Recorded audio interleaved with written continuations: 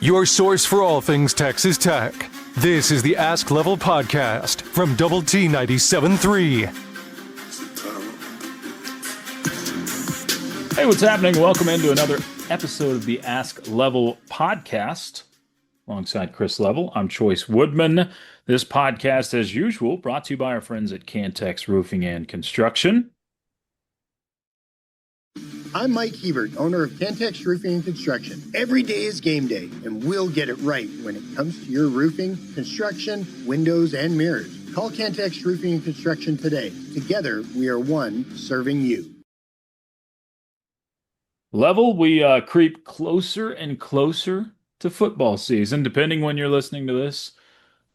If you're listening to the week we record, then you only have, I think, 5 Saturdays left without college football and 6 Saturdays left without Red Raider football. So we're almost there. We're getting close to the finish line, inside or around about 40 days to go. And I feel like I've repeated this a lot leading up to seasons or the last few years. But for real this time, this feels like the most anticipated season in Lubbock, Texas in a really long time.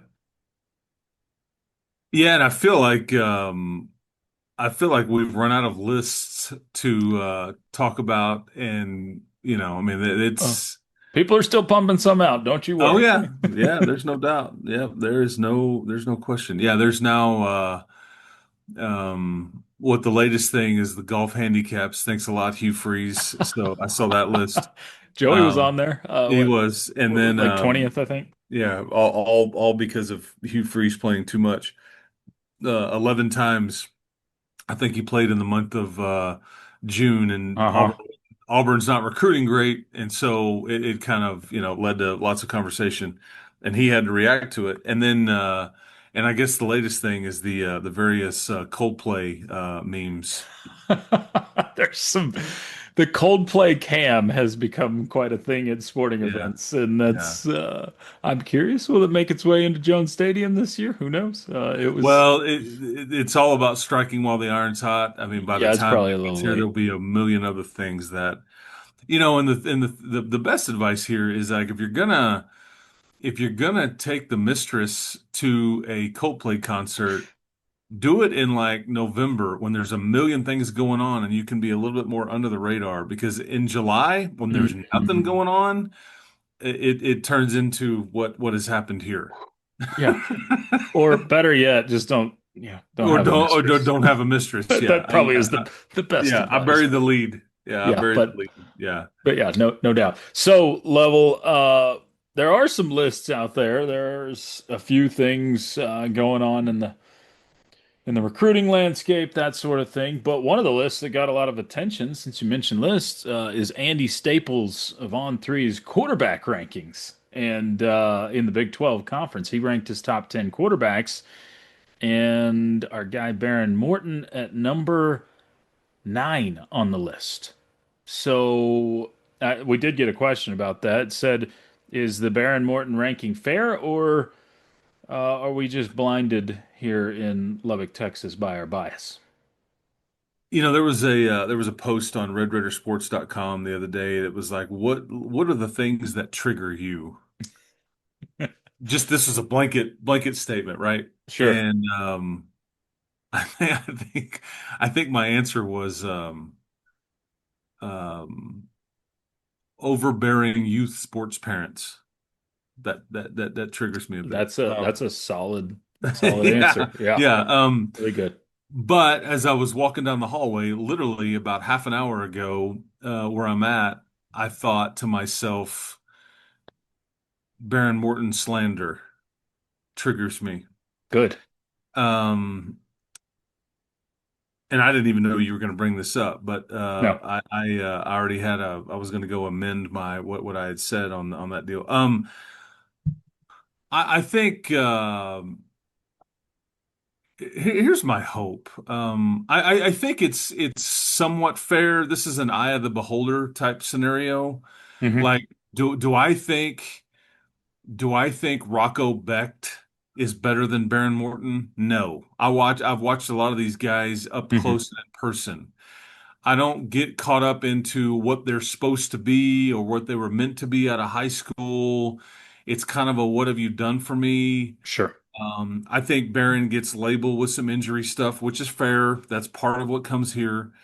I think that It's fair to an extent. He still started 12 games for you last yes, year. he did. Yes, he did. So, And it's almost like because he had elective surgery in December, people have chosen to suggest that he's injury prone or whatever. And this is right. from prior, whatever. And maybe he is injury prone. I mean, he's had an ankle, he's had the shoulder, he's had various things But he's played throughout through most of it, though, too. a lot of it. Yeah, a lot of it. And he doesn't get this like the TCU game, for example, doesn't get counted as a part of this stat, but in games that he started and finished, he's 14-4 as a starter. I just don't think people have pointed at that enough. I also don't think that what was it, the 27 touchdowns to 8 interceptions ratio, Hmm. not like a 3.5 to 1 ratio, basically. Yeah. Um, because I'm seeing Devin Dampier. Where was Devin Dampier, the Utah See, quarterback, on this that's list? where I probably have as much issue on that Staples list of Devin Dampier being picked third Yeah, as Behren Morton being ninth, because Dampier was 12 touchdowns and 12 interceptions at New Mexico last year. And I know he's known for his legs, but you're really going to put that guy third over but here's the others in other this thing league? is he was 5-7. Yeah. Yeah, I mean Yeah, a one it's to one ratio, 5-7. His completion percentage was awful, but he's being put on here because of what somebody is projecting it's what it and is. Yeah. because of what he can do with his legs. Hmm. So yeah, I mean these are lists that are meant to create discussion. I think even Andy wrote, "What are your thoughts?" I mean that's the whole point, and here we are giving our thoughts. That's the idea of it. Yeah. Yeah, that's right, and we all do them. We all participate. This is just this is a special year with the signal caller in this league. It's deeper than most. Most people already have their answer at who their quarterback is going to be. Hmm. A lot of people love Sawyer Robertson. I've even seen some Heisman conversations there. Sure. I think great kid, great family. He had a hell of an end of a year. There's a hitch in his throwing motion a little bit, but he's got some moxie and some intangibles that make up for it. And so, but he's earned the right to get, I Josh agree. Hoover is another one. I mean, I watched Sam Levitt in person just like you did, Woodman, and I don't. I think he's got some measurables, and they just kind of figured it out. But he wasn't like overwhelmingly great or like, oh my gosh, like Sure. you know, I mean, you've seen other opposing quarterbacks come in here that were worlds better than I thought Sam Levitt was. But Right. when you go figure out a way to win the conference championship, you get a little star next to your name, and he did. So I don't know. I do hope though, so not to bury the lead, but I hope the Tech fan base rallies around this kid. I agree. He's a homegrown, Yep.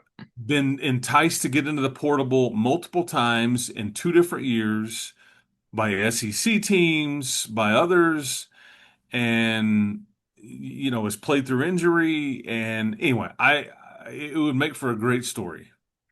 It would make Um, for a great story. And I mean, how many guys do you have nowadays that start and finish their career Finish, at yeah, one school, yeah, not much many. less guys that grew up a fan of the school and get to live out their dream? I hope so much. I'm a Tech fan through and through, so I want to see it for Tech. But man, I want it as bad for Behren Morton that he gets to go become one of the greatest quarterbacks ever at this university with a great season. And up for grabs for him, because if you do some of the things level that we're hoping to see this year, a potential 9, 10, 11 win season, if you win 10 games, Behren Morton is your second all-time leading quarterback in wins at Yeah. Texas Tech. He will only trail Graham Harrell if you win 10 games this year, which is what a lot of people have Tech doing. So, and I hope he gets to live in that lore And I just someday. don't think enough has been made about how bad the offensive line play was last year, especially on the left side. Yeah. Go Um, watch the Colorado game again and you'll exactly, feel it. exactly. Yeah.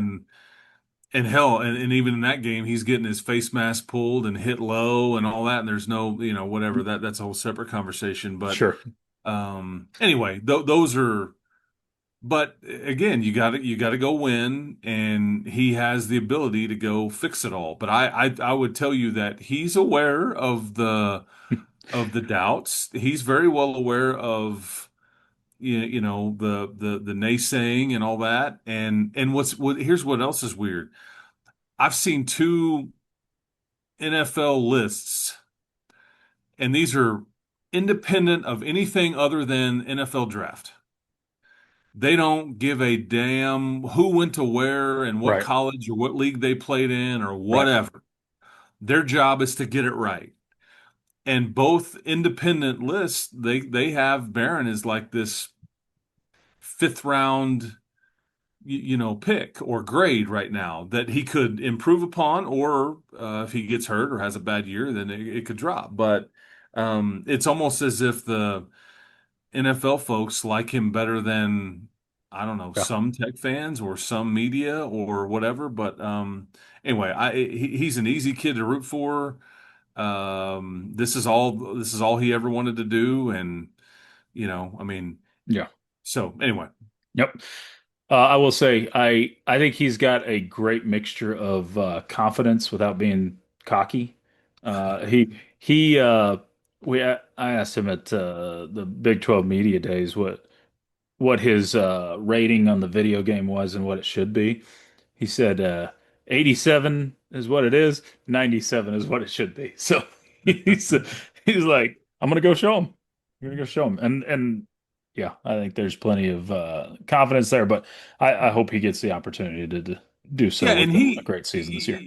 there will come a time, Choice, where he's got to go make a play Yeah, to get you over the hump. He right. will have to be a reason why you win one or two of these games. It'll be on him to do it, and to make a throw, and to that's just kind of comes with the territory of playing the position. But yeah, no, I'm well aware of that ranking. Yeah, yeah. So all right, Level. This one comes from, another question, and this one comes from Jackson. It says, Level, can you please explain to me why Rivals took away Felix Ojo's fifth star? Well, this is inexact. It always has been. I was concerned there about his rating whenever Felix himself, okay, at a Rivals five-star prospect national camp after one of the days against some of the top guys, Yeah, tweeted out, "Not my best today. I'll be better tomorrow," kind of deal. And sometimes this is the only time that some of the folks that are inputting in the process that they see you. It can still go back up. sure. It doesn't change his long list of offers, and it's semantics in some ways. But I think that was I don't think he had his best day or days up at that national camp when everybody was there with pen and paper and all that. Right. And that may not be fair, but that's just kind of how this stuff works. Yeah. And it's after being in this business for, I guess, being associated with Rivals for 23 years now. It absolutely is inexact. It's not perfect. There's plenty that they nail. There's plenty that are ranked a two or a three star that end up being NFL guys. I mean, Yeah. that's just kind of how it, and I get the Tech fan being frustrated and feel like you're being, I totally get it. Totally. Slighted. Yeah. Like remember Mike Mitchell? I do remember Mike Mitchell, linebacker transfer Ohio State. Yeah.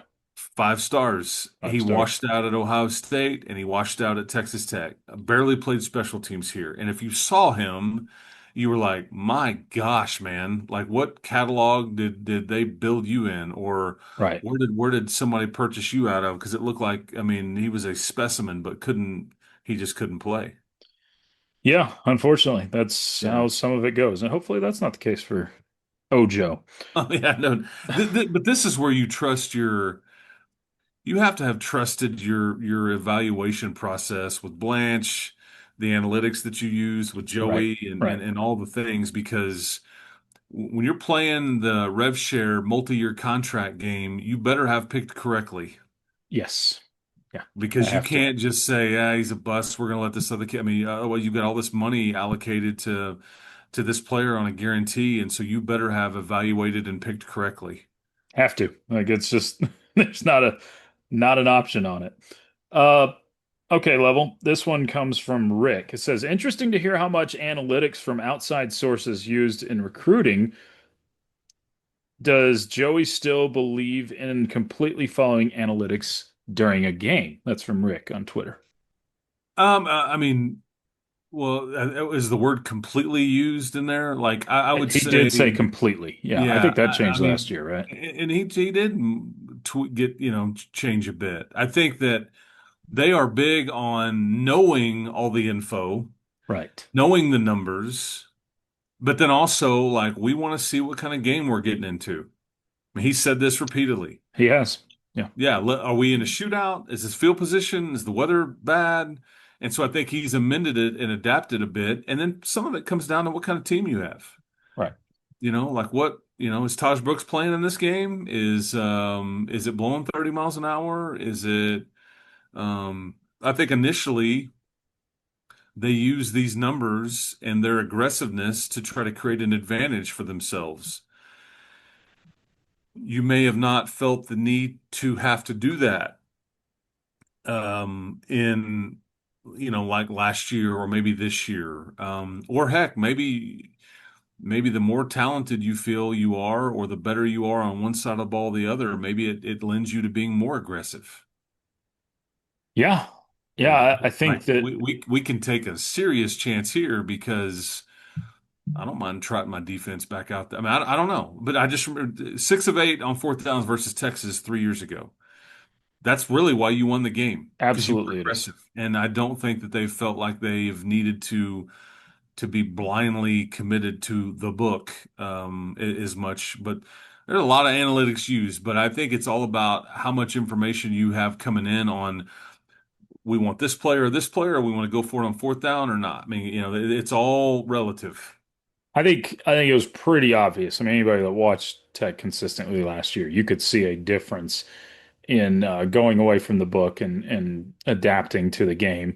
But I think more often than not, when the book has been used, it has benefited Texas Tech and been perfect. But the analytics have definitely been a big part of the of what's going right. Okay, let's see. Level this one comes from Ronald. Shifting over to basketball with this one. Says, Level, any additions expected for the men's basketball team? Still think we're missing a point guard and saw where Henschel is still talking about playing college ball. Has that ship sailed at Tech? Well, you're not missing a point guard. You're missing a ball handler, a combo guard, if anything. Okay. I think, but there's a couple things here. Christian Anderson can play the point guard. I think that what is makes everybody apprehensive about that from the outside in. It may not make Grant feel this way, and it may not make Christian feel this way. It's how good Christian was off the ball. Yeah, And like if he's got the ball in his hands, now you're missing this, agree. but that maybe you've got enough off the ball guys now. And so he can play. I don't think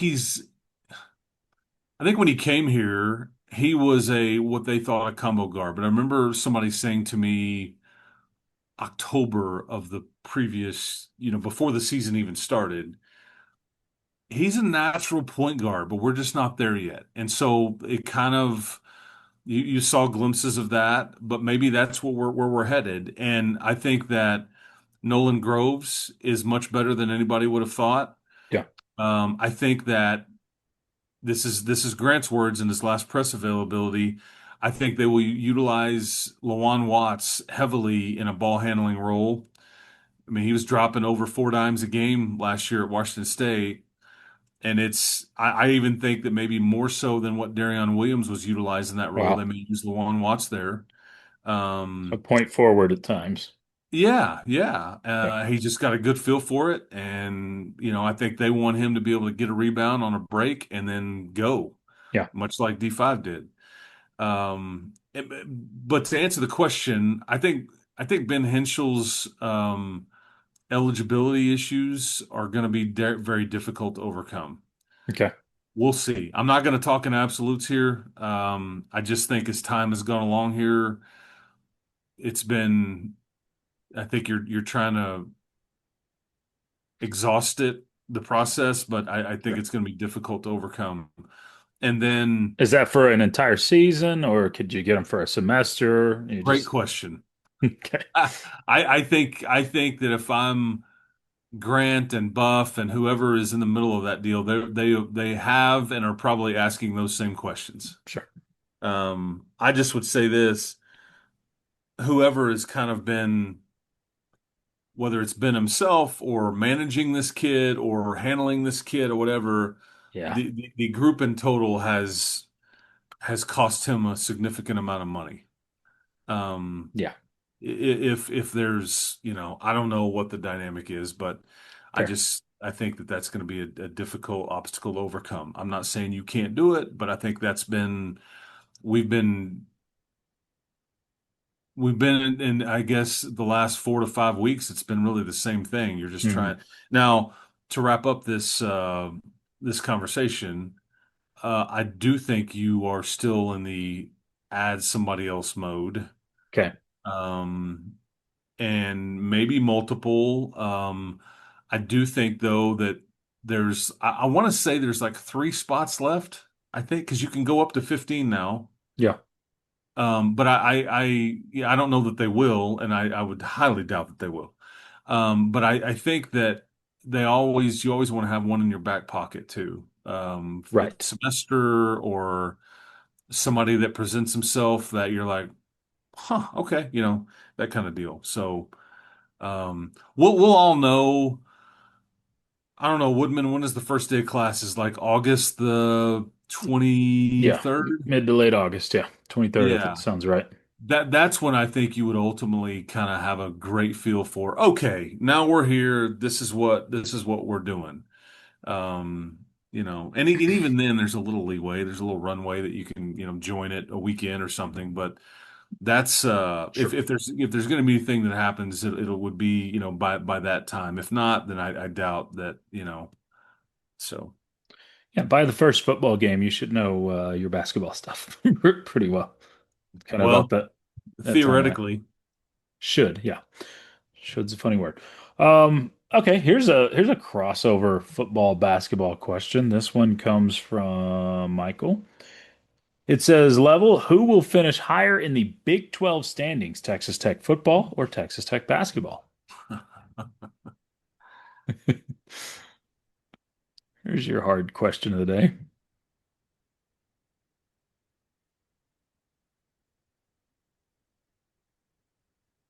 Man, that question That's about, sucks. I was about to say that may stump you more than any question you've had in a while. Yeah.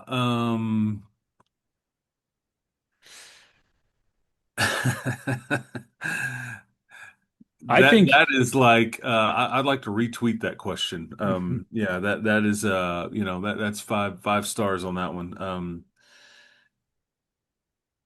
I guess this particular year, I'm gonna say football. I think in part of it is that this is the way I would argue it.